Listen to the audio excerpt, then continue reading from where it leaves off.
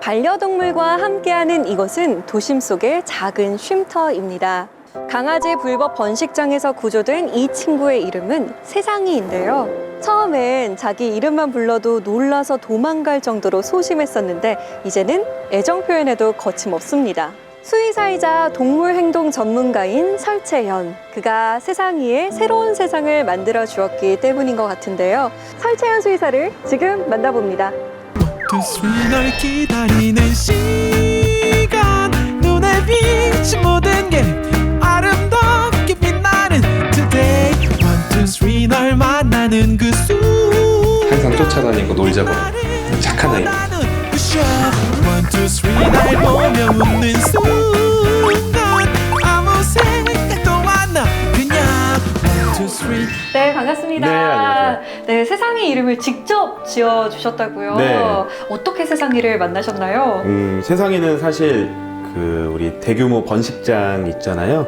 강아지들 새끼만 계속 낳아서 이제 판매하는 번식장이 있었어요. 그래서 불법 번식장에 구조하러 갔다가 제가 제일 처음 뜬장이라고 하죠. 이 바닥도 없고 바닥도 철조망으로 되어 있고 온 사방이 철조망으로 되어 있는 그 장에서 가장 처음 꺼낸 아이였는데 꺼낼 때 너가 이제 세상에 이제 첫 발을 내디뎠다. 네. 처음으로 세상에 나왔다라고 해서 세상이라고 지었어요. 아, 그랬구나. 네. 동물 행동 전문가 혹은 반려동물 행동 교정가라고 불리는데 어떤 일을 하시는 건가요?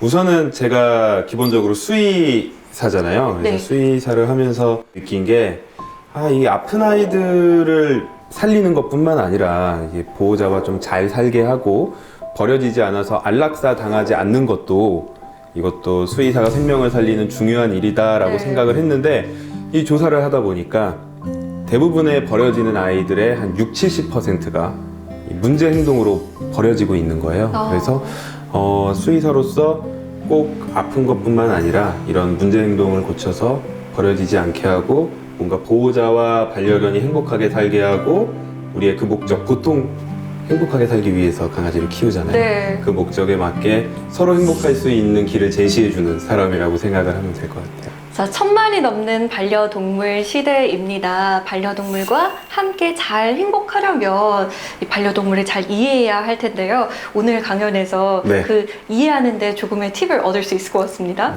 감사합니다. 네.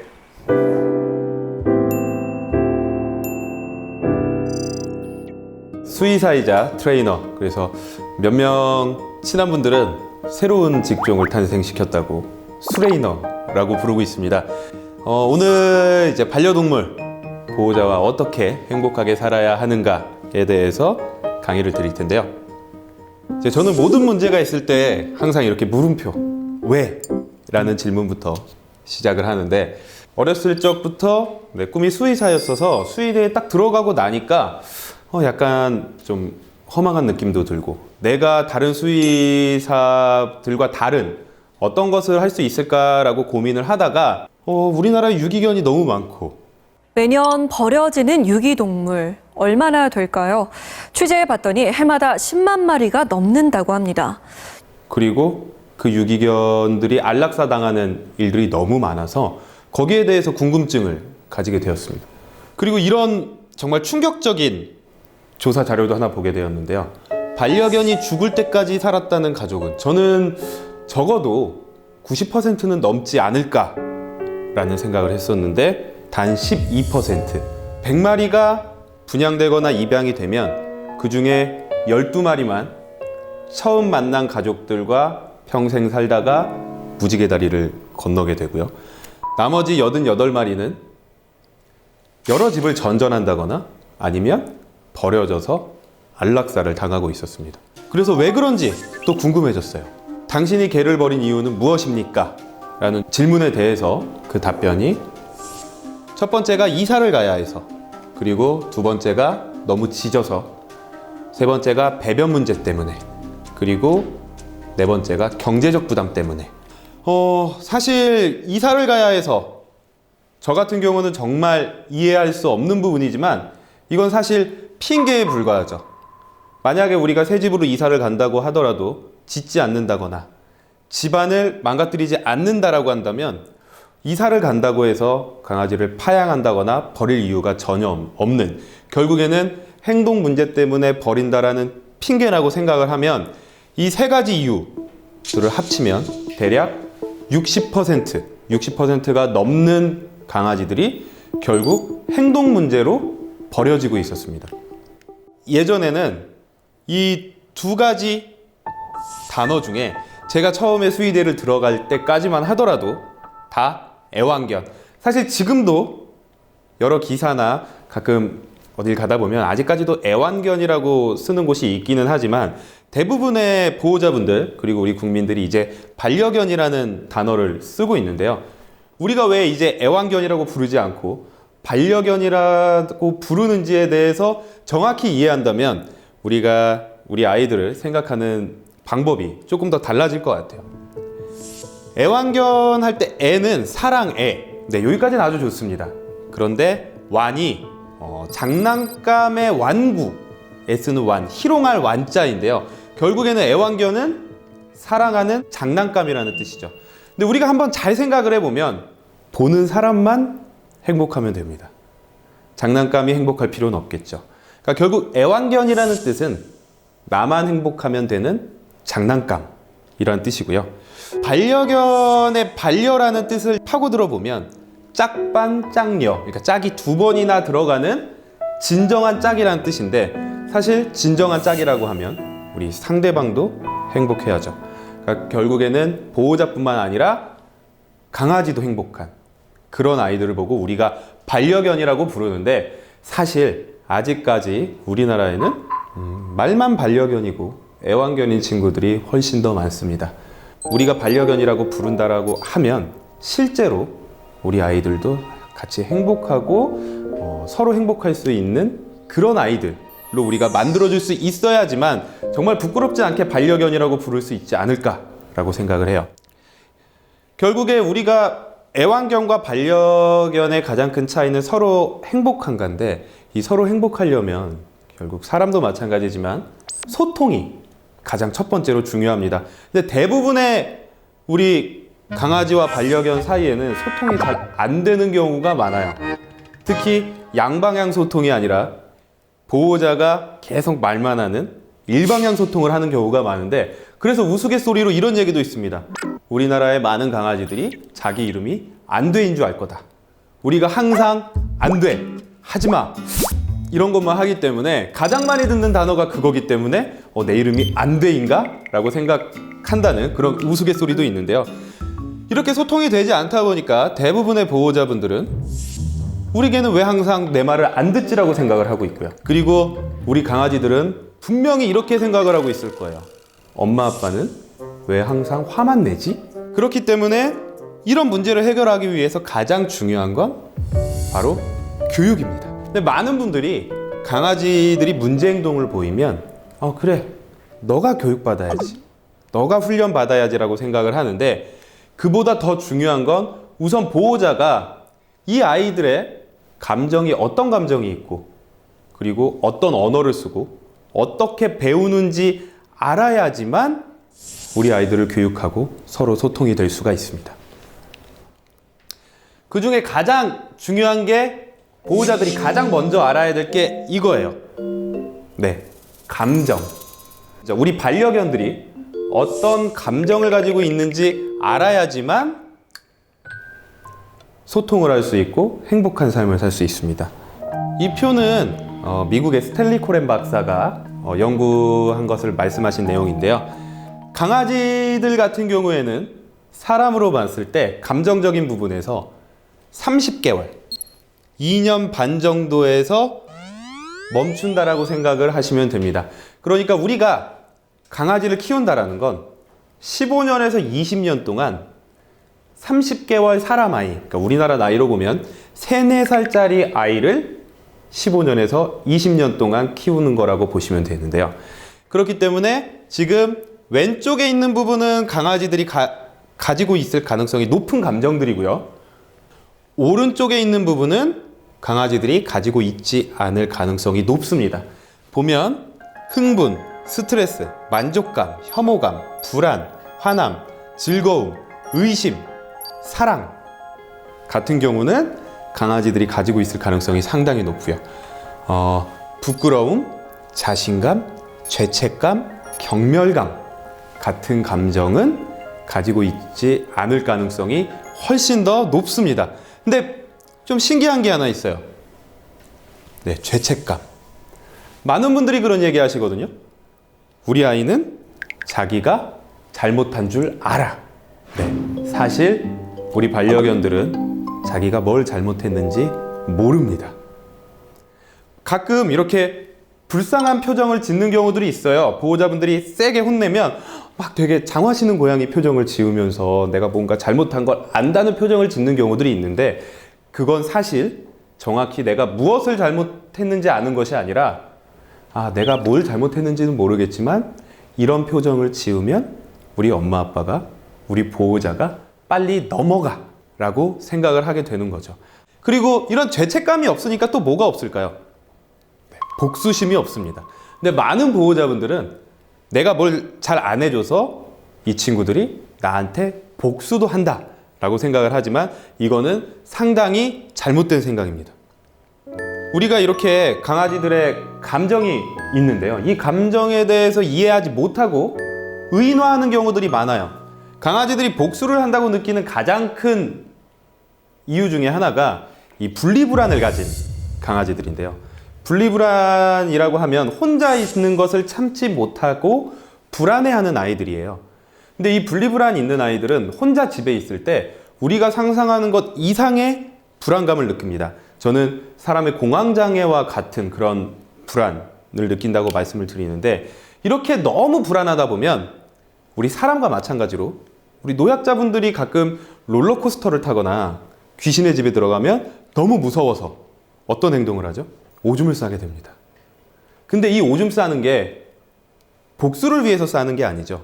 자기도 모르게 너무 불안한 마음에 괄약근이 풀려버리고 자기도 모르게 오줌을 싸게 되는데요. 분리불안을 가진 강아지들도 이런 경우가 상당히 많습니다.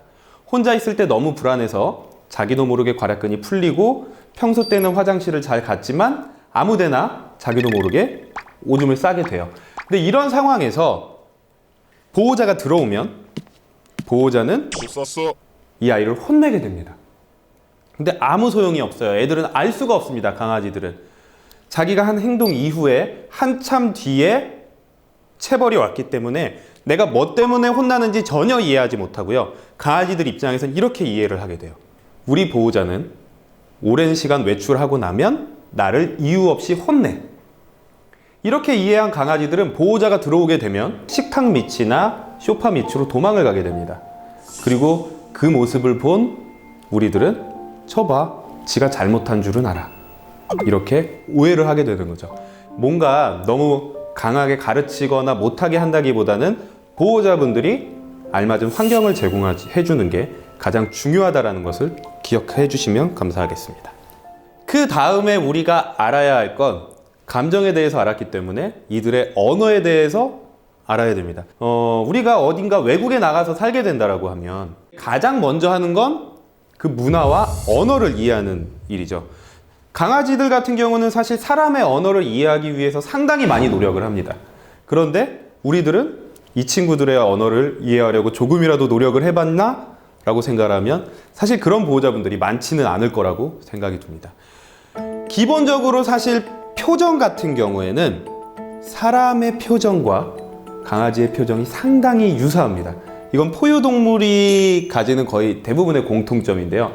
얼굴의 표정 자체가 우리가 의도하지 않아도 기쁠 때와 슬플 때의 그 모습이 상당히 유사한 거죠.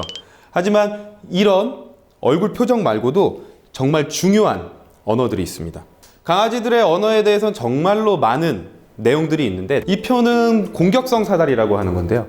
강아지들이 스트레스를 받았을 때 차근차근히 어떤 행동을 보이고 어떤 모습을 보이고 나중에 그것이 해결되지 않았을 때 물기까지 가는가 라고 보이는 표입니다. 가장 첫 번째로 아주 미약한 스트레스를 받게 되면 하품, 눈 깜빡거림, 그리고 낼름거림을 보이게 돼요. 이 정도 스트레스는 어떻게 보면 사람으로 보면 나 좀 싫은데 잘 쉬고 있는 우리 강아지를 가서 만지거나 뽀뽀해 보세요. 그러면 분명 강아지들이 이렇게 메롱하듯이 낼름거리고 있을 거예요. 이게 절대로 좋다는 표현이 아니라 나 지금 좀 싫은데 가만히 두지 라는 표현이라고 생각을 하시면 됩니다. 그리고 점점 스트레스가 올라가면 머리를 돌린다거나 몸을 돌린다거나 도망가게 되고요. 그리고 귀가 뒤로 넘어가는 모습도 상당히 많이 보실 수 있어요. 만약에 병원에 주사를 맞으러 갔다거나 하면 강아지들이 갑자기 분명히 졸리지도 않은데 잘 자고 왔는데 하품을 하고 혀를 낼름거리고 귀가 원래 이렇게 돼 있어야 되는데 뒤로 이렇게 넘어가는 모습들을 볼 수 있습니다. 그리고 조금 더 스트레스를 받으면 꼬리가 다리 사이로 들어가요. 그 노래 반갑다고 꼬리 치면 멍멍멍 때문에 많은 분들이 꼬리를 치면 반갑다라고 생각을 하는 경우가 많은데 상당히 조심하셔야 됩니다. 꼬리를 흔든다는 건 강아지들이 흥분했다는 표현인데 흥분은 기분이 좋을 때도 흥분할 수 있지만 화가 났을 때도 흥분을 할 수 있기 때문에 꼬리 친다고 무조건 나를 좋아하는구나 라고 생각해서 다가갔다가는 이렇게 무는 모습도 나타날 수 있습니다. 그리고 더 이상 하지 말라고 눕기도 하고요. 눕는 경우도 사실 만져달라고 눕는 아이들이 있고 그리고 더 이상 하지 말라고 눕는 아이들이 있는데 이 둘의 차이는 기분이 좋아서 만져달라고 눕는 아이들은 몸이 다 이완돼서 막 혀도 옆으로 빠져 있고요. 팔도 다 이렇게 접혀서 헥헥거리면서 누워 있습니다. 하지만 긴장해서 누워 있는 아이들은 아무래도 근육이 긴장되다 보니까 약간 하지 말라는 표현처럼 다리를 좀 이렇게 펴고 있는 모습이 많기 때문에 이 부분에 대해서도 오해해서 너 나한테 누웠구나, 복종했구나, 나 좋아하는구나 이렇게 생각하면 절대 안 됩니다. 그리고 이제 이 주황색으로 넘어가면서 상당히 위험한 상황들이 나타나게 되는데요. 경직돼서 쳐다보고 그리고 으르렁거린다. 으르렁거리는 건 나한테서 멀어져라는 신호입니다. 우리가 정말 오해하는 것 중에 하나는 으르렁거리는 게 나 너 이제 물 거야 라고 생각을 하시는 분들이 있는데 그보다 으르렁거린다는 건 나 너랑 싸우기 싫어. 그러니까 더 이상 가까이 오지 마라는 표현이고요. 그 상황에서 이 신호를 알아듣지 못하고 더 이상 가까이 되면 무는 척하고 이것도 통하지 않으면 물기까지 갈 수가 있습니다. 그래서 우리 강아지들이 이렇게 스트레스를 보일 때 어떤 언어를 보이는지를 잘 이해만 해도 보호자분들께서는 사고도 막을 수 있고 서로의 소통도 잘 할 수가 있습니다. 강아지들이 배우는 방법은 사람과 아주 똑같습니다. 사람도 이 ABC의 법칙을 따르게 되는데요. 강아지들도 이 ABC의 법칙을 따르게 됩니다. A는 안티시던트, 선행 사건이고요. B는 비헤이비어, 행동, C는 컨시퀀스, 결과입니다. 선행 사건에 따라서 행동이 일어나고 그 행동에 따른 결과에 따라 행동이 증가하거나 감소한다 라는 뜻인데요. 예를 한번 들면 초인종이 울린다. 그리고 개가 짖는다. 그럼 결과가 뭘까요? 우리가 보통 보호자님들이 하는 결과. 개가 막 짖으면 보호자님들이 어쩔 수 없이 막 안아주세요. 이렇게 안아주시게 되는 거죠. 그리고 손님은 택배 기사님이나 배달 기사님은 떠나게 되고 행동 뒤의 결과가 칭찬이면 행동을 더 하게 되고요. 체벌이면 행동을 덜 하게 됩니다. 그리고 또 하나 중요한 건 행동 뒤의 결과가 바로 나와야 돼요. 그게 보통 가장 좋은 타이밍은 0.5초. 그리고 적어도 3초 안에는 결과를 알려줘야지만 아이들이 이해할 수 있는 거죠. 우리가 보통 오줌을 싸놓고 한참 뒤에 발견하고 강아지 데리고 와서 너 이거 뭐야? 라고 혼내면 강아지들 입장에서는 우리 엄마 왜 저래? 우리 아빠 왜 저래? 이게 되는 거예요. 전혀 이해하지 못합니다. 이런 기본적인 원리를 알아야지만 우리가 칭찬을 어떻게 바꿔서 아니면 이 선행 사건을 어떻게 바꿔서 강아지들의 행동을 바꿀지를 생각을 해볼 수가 있어요. 방금 설명드렸듯이 우리가 강아지들은 사람과 똑같이 이렇게 ABC의 원리로 ABC의 법칙으로 배우게 되는데 그동안 많은 사람들이 개가 사람을 무는 건, 심하게 짖는 건, 산책할 때 개가 앞서가는 거, 뭐 붕가붕가 하는 거, 사료 안 먹는 거 다 뭐 때문에라고 얘기했죠? 서열 때문이라고 얘기를 했습니다. 근데 앞에서 설명드렸듯이 강아지들은 사람으로 보면 3, 4살 정도의 생각을 가지고 있어요.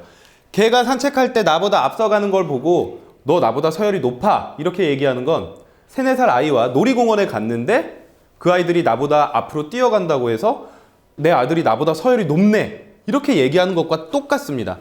그래서 이 절대로 서열 문제가 아닌데요. 이 알파독 이론이라는 것 때문에 그래요. 알파독 이론은 아주 예전에 늑대 무리에서 정말 가장 힘이 강력한 아이가 모든 자원을 먼저 취하고 항상 그 늑대 위주로 상황이 돌아간다라고 하는 그게 알파독 이론이고 개는 늑대 후손이기 때문에 개들도 서열이 강하게 있을 거고 보호자가 서열이 높아지면 모든 문제는 해결된다라는 건데요. 이게 정말 잘못된 내용입니다. 심지어는 이 알파독 이론을 만드신 분이 나중에 죽기 전에 아이고 내가 잘못 생각했다. 잘못 얘기했어. 라고 하고 돌아가셨는데 그럼에도 불구하고 우리 사람들은 걔는 맞아야 돼. 걔는 때려야지 말을 잘 들어.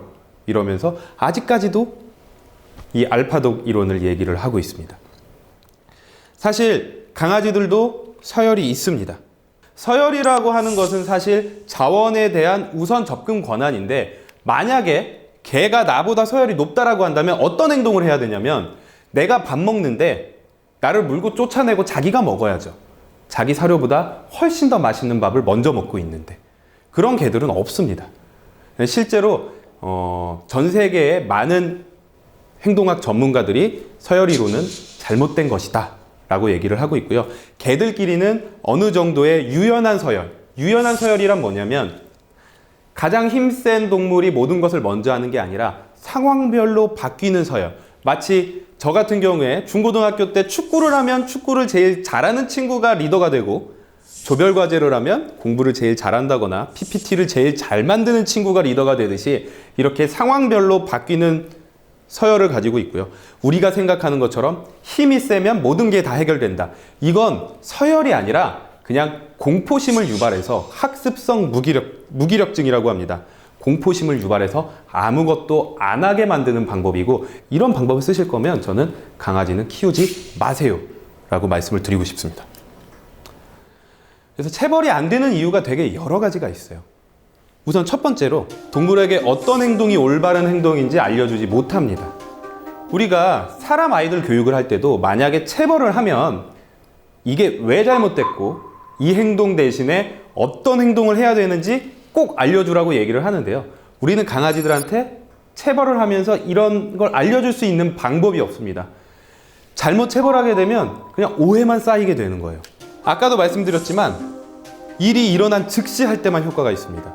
체벌을 하려면 잘못된 행동을 하자마자 3초 이내에 그 체벌을 해야 되는데 이게 정말 어려워요. 칭찬을 할 때는 뭐 가끔 까먹어도 칭찬할 때마다 효과가 있지만 그 다음번이 정말 중요한데 나쁜 행동을 할 때마다 가해줘야 됩니다.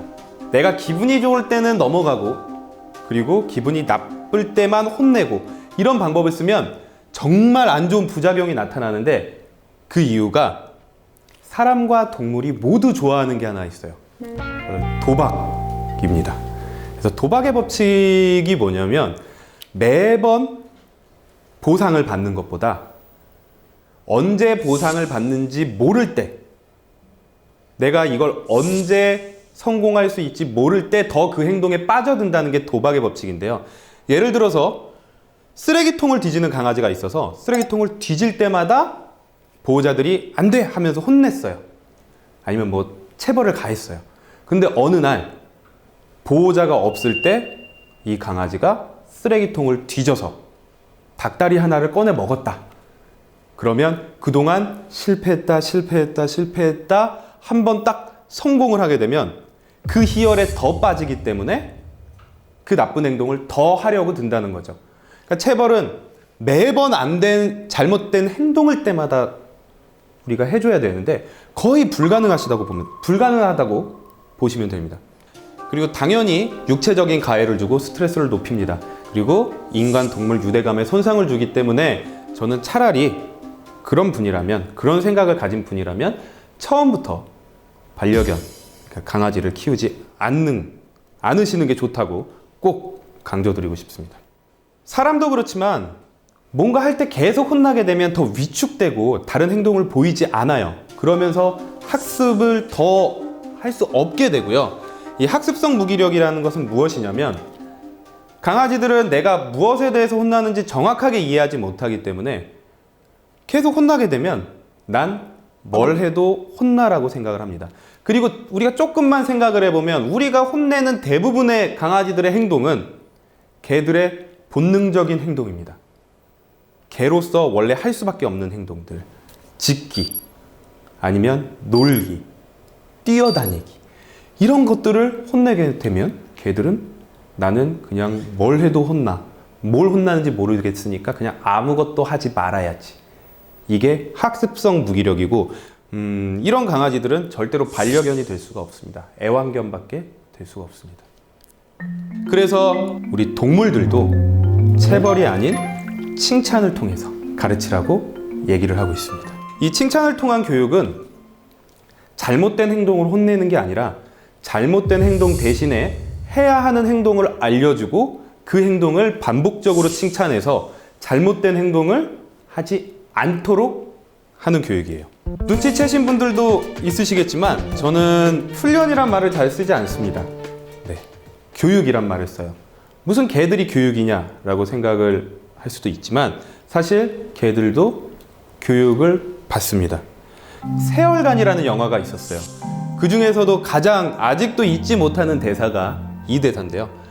서커스에서 사자를 채찍으로 때려서 의자에 올라가게 하는 것을 보고 훈련이 잘 됐다고 하지 교육이 잘 됐다고 하지 않는다. 훈련이라는 것은 생각하지 않고 뭔가 시키는 대로만 할 줄 아는 것, 그걸 훈련이라고 하고요. 교육은 자신이 생각할 수 있는 능력을 가지고 생각해서 문제를 해결할 수 있는 것, 그게 교육인데, 사실 강아지들도 정말로 많은 생각을 합니다. 스스로 생각하고 스스로 선택하고 정말 많은 생각을 하는데, 많은 보호자분들이 그런 생각할 수 있는 능력을 길러주지 못하면서 오히려 더 스트레스를 받고 훈련, 뭔가 자꾸 시키는 것만, 이 아이들의 욕구와 의사소통은 다 무시한 채로 내가 원하는 것만 시키다 보니까 서로 더 소통이 되지 않고 문제 행동이 더 심해지고 있어요. 이거는 영상을 한번 볼까요? 이 아이는 제 반려견 버블인데요. 이 지금 딸깍 소리가 나는 소리가 잘했다는 칭찬이에요. 제가 아까 박스를 쳐다보기만 해도 칭찬을 해줬어요. 아무 말도 하지 않을 거고요. 버블이가 스스로 생각하게 만들고 있어요. 처음엔 쳐다만 봤는데 뭔가 박스와 연관되어 있다고 생각하고 이제 머리를 집어넣고 있습니다. 계속 생각을 하는 거예요. 네. 머리를 집어넣었을 때 아까는 줬는데 지금은 안 주네 하니까 이제 자기 스스로 박스 안에 들어가게 하는 거죠. 우리와 소통하면서 자기가 스스로 어떤 행동을 보여줄 수 있고 생각할 수 있습니다. 이런 것들을 우리가 교육이라고 부르고요. 제가 지금까지 계속 혼내지 말고 칭찬하라고 말씀드렸는데, 그러면 많은 분들이 이렇게 물어보십니다. 그럼 잘못된 행동할 때는 어떻게 해야 돼? 사실 악플보다 무플이 더 무섭습니다. 누군가 나한테 악플이라는 건 그래도 약간의 관심인데 아예 관심도 없는 게 더 무서운 거죠. 그래서 강아지들이 잘못했을 땐 혼내는 게 아니라 완벽한 무시를 해주는 게 훨씬 더 효과적입니다. 이 무시를 할 때는 정말로 나무처럼 서서 눈도 마주치지 말아라. 이걸 꼭 기억하셔야 되고요.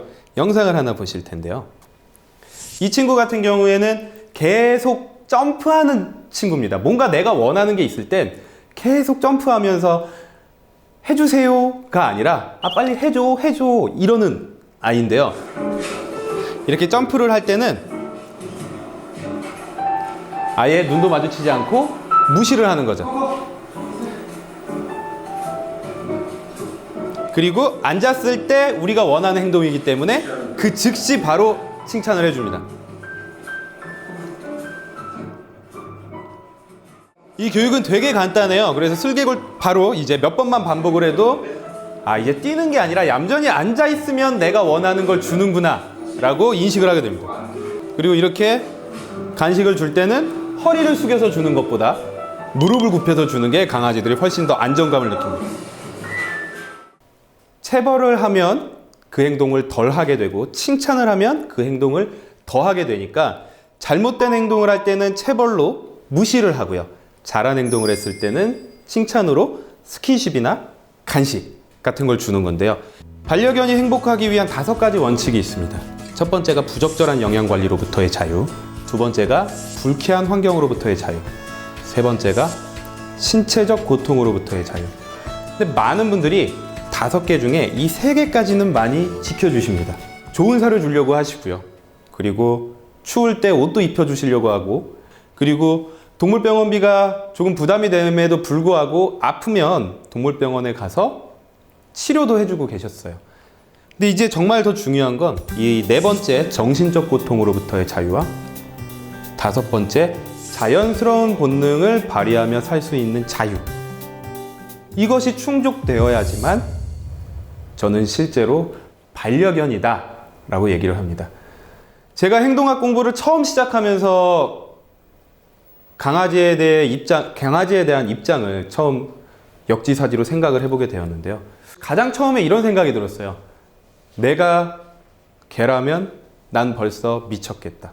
제가 어렸을 때 봤던 영화 중에 올드보이가 가장 먼저 떠올랐습니다. 자기 의사대로 나가고 싶을 때 나갈 수 있는 것도 아니고요.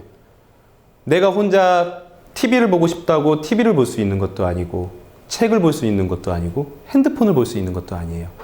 하루 종일 갇혀 있다가 그나마 행복하다는 강아지들이 하루에 30분에서 1시간 정도 보호자와 외출하는 거죠.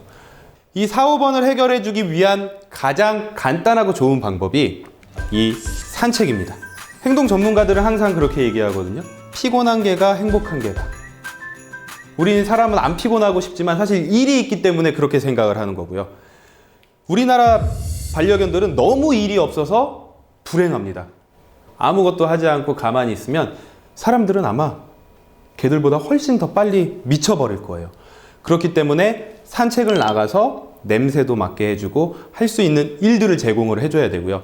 또 하나 의학적으로 본다면 사람도 마찬가지지만 밖에 나가서 햇빛을 받으면서 걸어야지만 이 만족감을 주는 신경 전달 물질인 세로토닌이 나오게 됩니다.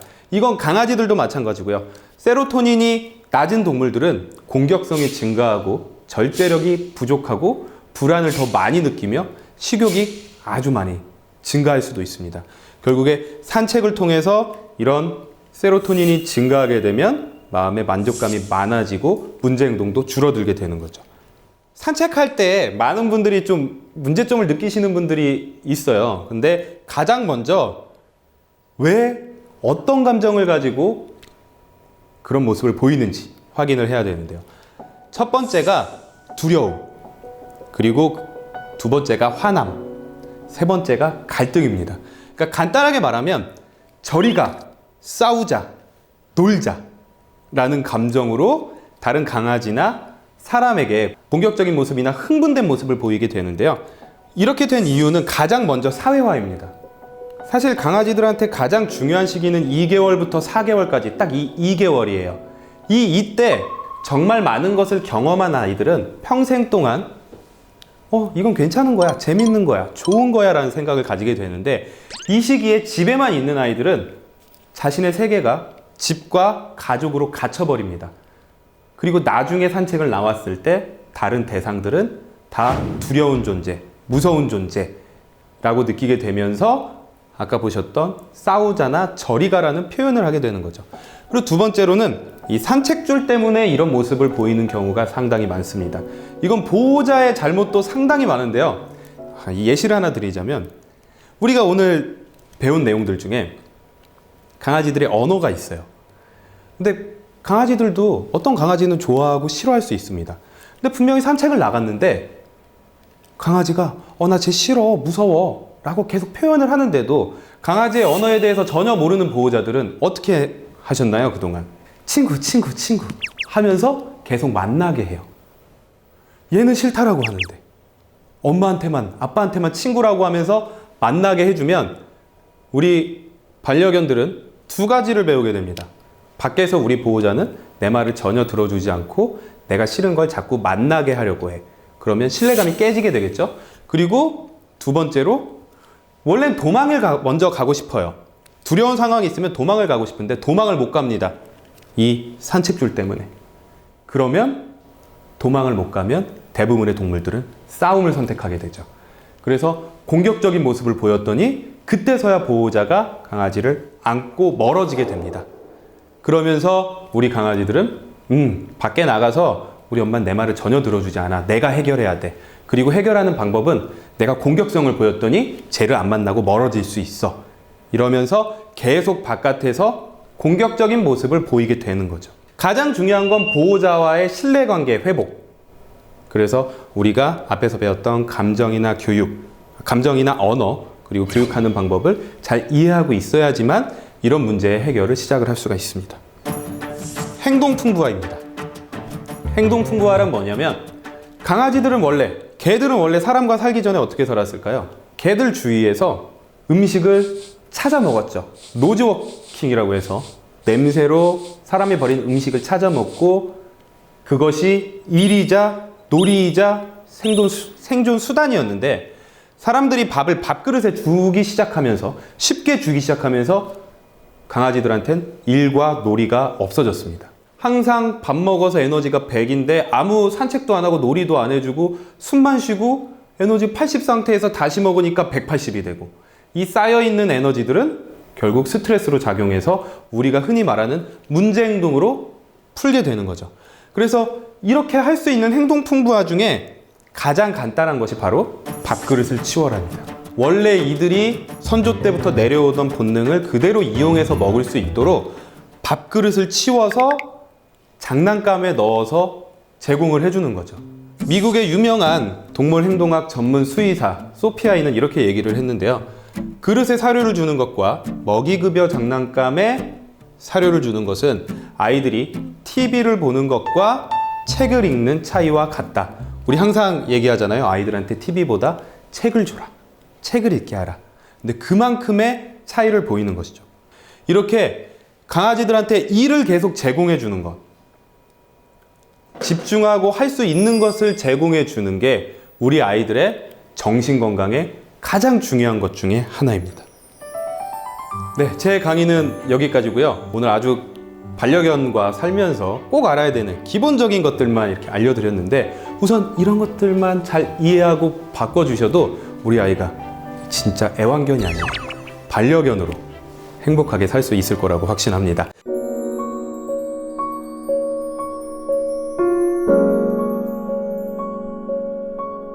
네, 강연 잘 들었습니다. 과연 우리는 지금 반려동물과 함께 살 준비가 되어 있나라고 곰곰이 생각하게 만드는 시간이었어요. 얼마 전에 농림축산식품부에서 이 반려동물 보유세를 추진한다라는 뉴스가 나왔거든요.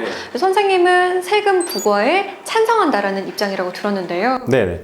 저는 우선 세금을 내는 것에 대해서는 상당히 찬성을 하는 편인데 우선 첫 번째 전제 조건이 이 금액 자체가 모두 동물을 위해 쓰여야 한다. 그동안 사실 이런 강아지 운동장이나 이런 거를 만들고 싶어도 항상 이렇게 반론에 부딪혔던 것 중에 하나가 왜 우리 세금으로 동물을 위한 걸 만드느냐라는 이제 비반려인 분들의 입장에서는 이해할 수 있는 내용이죠. 그런 반론이 많았거든요. 근데 하지만 우리가 만약에 세금을 낸다라고 하면 이 돈으로 조금 더 편하게 이런 동물들을 위한 시설도 만들 수 있고요. 그리고 유기견 보호소도 조금 더 좋아질 수 있고요. 그리고 두 번째는 좀 이제 금액 자체가 너무 크지 않아야 된다. 예를 들어서 지금 독일 같은 경우에는 범위로 보면 한 3만 원에서 100만 원까지 차이가 나긴 하는데 평균적으로 1년에 한 15만 원 정도를 내고 있거든요. 우리나라는 한 5만 원에서 10만 원 정도라면 괜찮지 않을까라고 생각을 해요. 그리고 또 많은 분들이 이렇게 세금을 매기면 강아지를 버리지 않을까라는 걱정을 하시는데 저는 그 부분 때문에 더 세금을 내야 된다고 생각을 해요. 오히려요? 네. 이제부터라도 그 돈이 아까워서 강아지를 키우지 못할 거라는 생각을 하는 사람들이 키우지 않았으면 좋겠어요. 네. 네, 오늘 사세계 공동체 여러분이 보내주신 영상이 있습니다. 반려견의 문제 행동을 담은 영상인데요. 함께 보실까요? 이름은 또리, 4살 20kg입니다. 또리가 2~3달 전부터 산책할 때 남의 개똥을 찾아 먹습니다. 워낙에 바닥에 떨어진 사료나 뼈다귀 등 잘 주워 먹곤 했는데 그 과정에 탈이 난 적은 없고요. 갑상선 호르몬 저하로 1달 전부터 약을 복용 중입니다. 혹시 체중 유지 사료인 힐스 메타볼릭을 6개월간 먹였는데 배가 고파서 그런 걸까요? 또 주워 먹으면 혼내는데도 무서워하지 않습니다. 놀이로 여겨서 그런 걸까요? 일산에서 홍상희 씨가 보낸 사연입니다. 아유 귀여워. 안 해! 완전 신났네요. 먹었나 봐요. 어우 맛있어. 어우 맛있어. 선생님 지금 네. 또리가 어떤 상황인가요? 자신의 분변이나 다른 동물의 분변을 먹는 증상을 우리가 식분증이라고 얘기를 하는데 이 식분증의 원인은 되게 여러 가지가 있어요. 근데 지금 말씀하신 거 들어보니까 다이어트 중인 것 같아요. 사료도 네. 다이어트 사료거든요. 아 그래요? 네, 아무래도 이렇게 다이어트 중엔 사람도 그렇지만 되게 좀 배고픈 감정이 생기게 되고요. 네. 밖에 나갔을 때 가뜩이나 막 여러 가지 냄새 나서 재밌는데 특히 이 고양이들이 똥을 싸놓으면 강아지들이 정말요? 네, 상당히 좀 약간 별미로 생각을 하는 경우들이 있어요.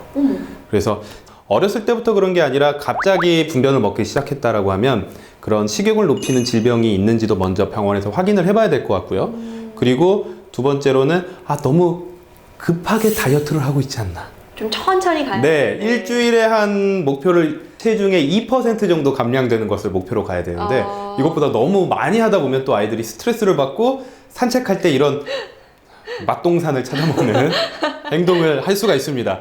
어쩔 수가 없는 면도 있습니다. 근데 먼저 아까 제가 말씀드린 것처럼 너무 다이어트가 심하지 않은지 그리고 혹시 뭐 부신피질 기능 항진증이라던가 식욕을 증가시킬 수 있는 질병이 있지는 않은지를 먼저 확인해 보는 게 가장 좋을 것 같아요. 1살 된 강아지 덕배입니다. 1인 가구라서 가족처럼 지내고 싶어서 덕배와 살기 시작했습니다. 그런데 사람 곁을 떠나려고 하지 않습니다. 조금만 떼어 놓으려고 해도 떼를 씁니다. 출근할 때 데리고 갈 때도 있습니다. 덕배를 잘 떼어 놓고 출근할 수 있는 방법은 없을까요?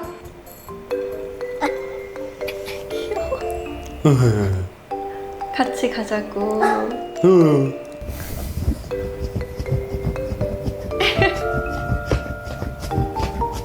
지금 덕배는 굉장히 안달이 난 것 같아요. 나를 네. 데려가라 라고 네. 한 것 같은데 어떻게 해야 되나요? 이런 경우에는. 사실 가장 좋은 보호자는 항상 같이 있어주는 보호자예요.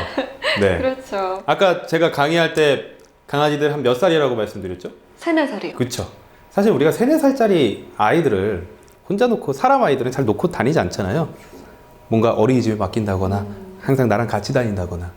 그래서 거의 이 정신연령 자체가 사람으로 보면 3~4살이기 때문에 혼자 있는 걸 잘 참는 아이들이 사실 대단한 거라고 저는 생각을 해요. 그래서 같이 다녀줄 수 있으면 같이 다니는 게 가장 좋고요. 네. 그게 아니라고 한다면 우리가 요즘은 강아지들도 유치원도 있어요. 그래서 유치원 같은 것들을 좀 이용하는 것도 괜찮고 근데 또 어쩔 수 없이 떨어져야 되는 시간들이 있어요. 네. 근데 그런 것들을 위해서 교육도 좀 해야 됩니다. 그렇죠. 보호자와 떨어질 수 있는 교육, 안정화 교육 같은 것들이 있는데 그걸 차근차근히 해서 아직 조금 어려 보여요. 그래서 네. 지금부터라도 보호자와 한 발자국, 두 발자국 떨어져 있는 연습을, 교육을 차근차근히 해주셔야 될 것 같아요. 딱 봐도 나이가 많아 보여요. 올해 14살 된 해피입니다. 해피가 워낙 노견이다 보니 기침을 많이 합니다. 심할 때는 새벽에 가족 모두 잠을 잘 수 없을 정도입니다. 병원에 가도 감기약 처방 외에는 해줄 수 있는 부분이 없다고 하더라고요. 기침이 심하다 보니까 폐가 망가질까봐 걱정입니다. 또 노견의 건강 상태에 대해서 보호자가 체크해야 할 부분을 알고 싶습니다.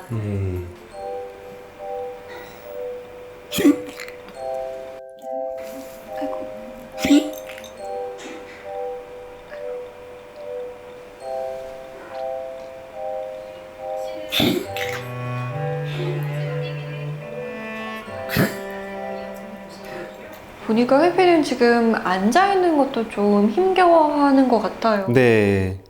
이게 사실 이제 노견들도 사람이랑 똑같아요. 강아지들도 사람이 걸리는 대부분의 질병들이 걸리고요. 14살이라고 하면 사람으로 보면 거의 뭐 90살. 네, 우리가 100세를 기준으로 봤을 때 거의 90. 막 이렇게 된 나이기 때문에 아픈 곳이 없을 수가 없죠. 네. 지금 눈도 이제 실주들이 잘 걸리는 건성각결막염이라고 해서 눈도 많이 안 좋아진 상태고 전체적으로 이렇게 기력이 많이 쇠한 상태로 보이는데요. 가장 의심되는 거는 심장병 아니면 이 기도가 좀 좁아져 있을 것 같아요. 그래서 이 부분에 대해서도 꼭 한번 체크를 해보셔야 될 것 같고요. 그리고 그나마 좀 이런 기침을 줄일 수 있는 방법은 첫 번째로 살이 쪄 있다라고 한다면 다이어트를 좀 해야 되는데 살은 안 쪄 있어 보이고요. 가습기 되게 중요해요. 가습기요? 네, 사람이랑 똑같이 네 이런 약물 처방이랑 가습기 같이 이렇게 해서 좀 기침을 줄여줄 수 있을 것 같고요. 노령견 아이들 같은 경우에 우리가 체크해봐야 될 게 사실 건강검진 사람이랑 똑같이 건강검진이 가장 중요하고요. 그리고 행동학적으로는 강아지들도 치매에 걸려요.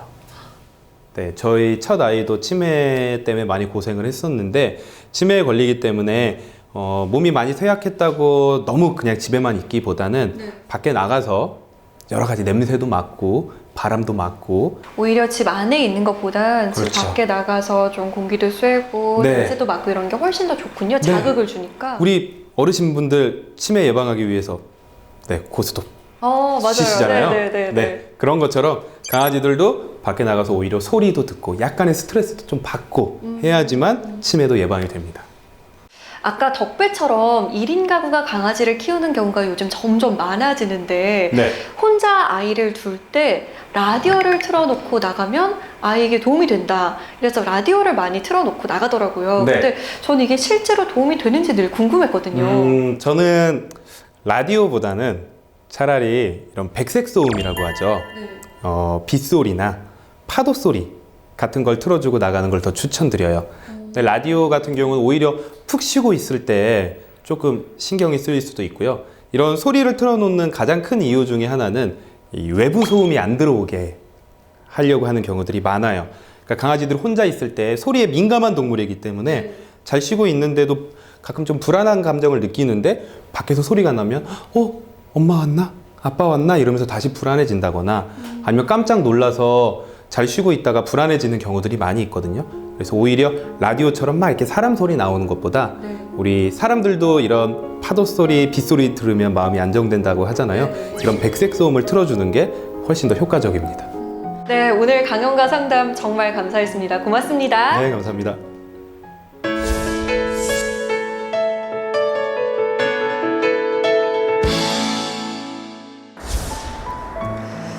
구조된 세상이를 보고 있자니 자세히 보아야 예쁘다, 오래 보아야 사랑스럽다라는 나태주 시인의 식구가 생각이 납니다. 함께 행복해지기 위해서는 말을 하지 않는 반려동물을 이해해야겠죠. 이해가 될 때 비로소 새로운 세상을 만납니다. 새로운 우주를 만나게 됩니다. 사색의 공동체 스미다. 다음 시간에는 더 큰 세상과 함께 돌아오겠습니다. 좋아하는 것을 해보자.